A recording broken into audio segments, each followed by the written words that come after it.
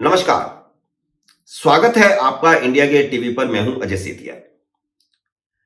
मित्रों, हाई कोर्टों और supreme court के जजों की नियुक्तियों का तौर तरीका बदलने के लिए सरकार में कुछ ना कुछ जरूर चल रहा है।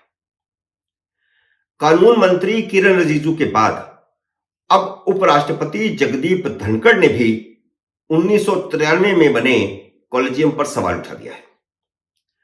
उपराष्ट्रपति राज्यसभा के सभापति भी होते हैं और वह चाहते हैं कि सुप्रीम कोर्ट ने 2015 में संसद से पारित जिस राष्ट्रीय न्यायिक नियुक्ति आयोग को रद्द किया था, उस पर संसद में चर्चा होनी चाहिए, संसद में बहस होनी चाहिए।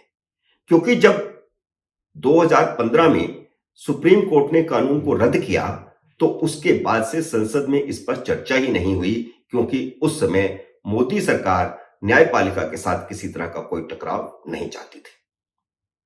राज्यसभा के सभापति के तौर पर धनखड़ का काम बुधवार से शुरू हो रहा है, जब संसद का शीतकालीन सत्र शुरू होगा।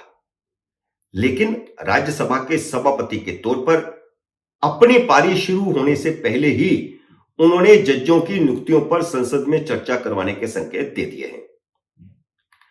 1993 में नरसिम्हा राव की कमजोर सरकार के चलते सुप्रीम कोर्ट के जजों ने हाई कोर्टों और सुप्रीम कोर्ट के जजों की नियुक्तियों का अधिकार सरकार के हाथों से छीनकर अपने हाथ में ले लिया था। तब से सुप्रीम कोर्ट की 5 जजों की कॉलेजियम ही हाई कोर्टों और सुप्रीम कोर्ट के जजों की नियुक्ति करती है। सरकार और राष्ट्रपति की भूमिका सिर्फ फाइलों पर दस्तखत करने की रह गई है।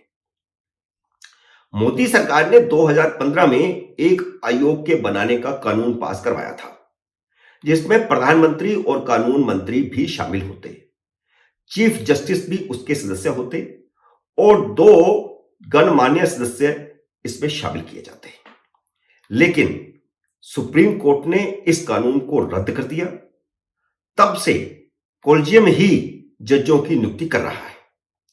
मोदी सरकार तब सुप्रीम कोर्ट से कोई टकराव नहीं लेना चाहती थी, इसलिए जब कानून सुप्रीम कोर्ट की तरफ से रद्द किया गया तो उस पर संसद में चर्चा भी नहीं करवाई गई।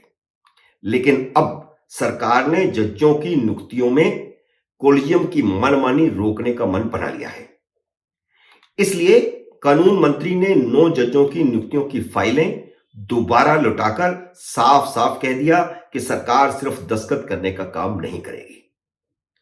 अब राज्यसभा के सभापति ने चीफ जस्टिस चंद्रचूड़ की मौजूदगी में एक समारोह में भाषण करते हुए कहा कि लोकतंत्र में संसद सर्वोच्च है। यह बहस हमेशा से चलती रही है कि सुप्रीम कोर्ट सर्वोच्च है या संसद सर्वोच्च है, लेकिन अब उपराष्ट्रपति ने यह साफ साफ कहा है और चीफ जस्टिस के सामने कहा है कि संसद सर्वोच्च है।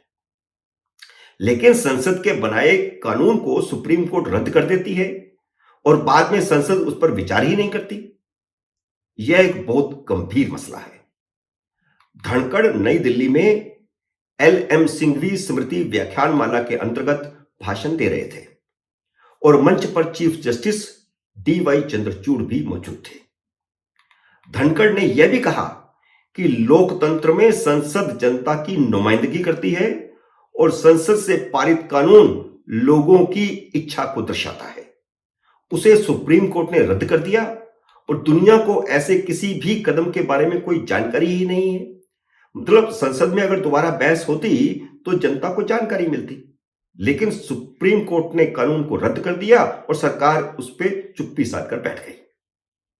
धनखड़ ने मंच पर बैठे चीफ जस्टिस को याद दिलाया कि संविधान की प्रस्तावना में हम भारत के लोक का उल्लेख है और संसद लोगों की इच्छा को दर्शाती है। इसका मतलब है कि शक्ति लोगों में, उनके जनादेश में और उनके विवेक में बसती है, सुप्रीम कोर्ट में नहीं। जबकि संसद से पारित कानून को रद्द कर दिया गया। इस तरह संसद के माध्यम से व्यक्त की गई जनता की आवाज को कुचल दिया गया। इतने कड़े शब्दों का इस्तेमाल धनखड़ ने किया है और चीफ जस्टिस के सामने किया है और वे हैरान हैं कि इसके बाद संसद में इस पर चर्चा ही नहीं हुई। उनके इस वाक्य से साफ संकेत है कि संसद के शीतकालीन सत्र में ही न्यायिक नियुक्ति आयोग पर संसद में फिर से चर्चा करवाने की संभावना बन रही है। मित्रों, उम्मीद है मेरा यह विस्फोटक विश्लेषण आपको पसंद आया होगा। इसे लाइक करिए, शेयर कीजिए, और अगर आपने मेरे YouTube चैनल को अब तक सब्सक्राइब नहीं किया तो कृपया सब्सक्राइब भी कीजिए और घंटी का बटन भी दबाइए, क्योंकि घंटी का बटन दबाने पर आपको मेरे नए वीडियो की तुरंत सूचना मिलेगी। मेरे नए वीडियो का करिए इंतजार। तब तक नमस्कार।